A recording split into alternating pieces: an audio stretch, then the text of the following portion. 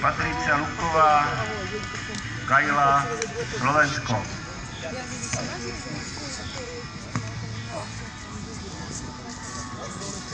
Co s tebou?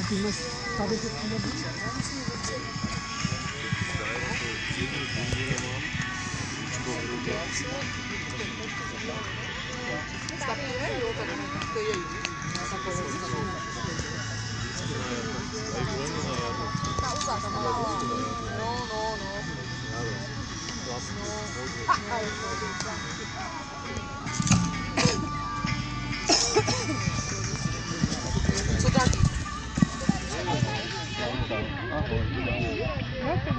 Pomalu. Super, tak to mě jde. A je dobrý? Je to fajn? Jo? Pati, super, teraz ťa nespoznávam.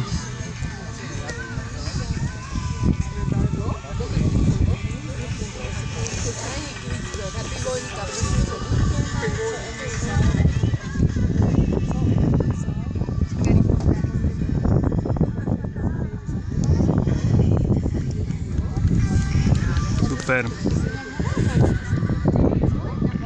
Tak, hodnocení jeskyně Strumkové.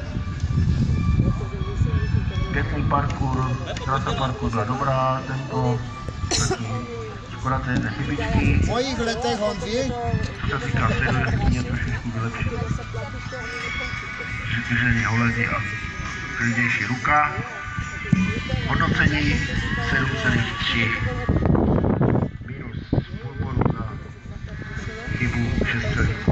Takže to byla poslední jeskyně.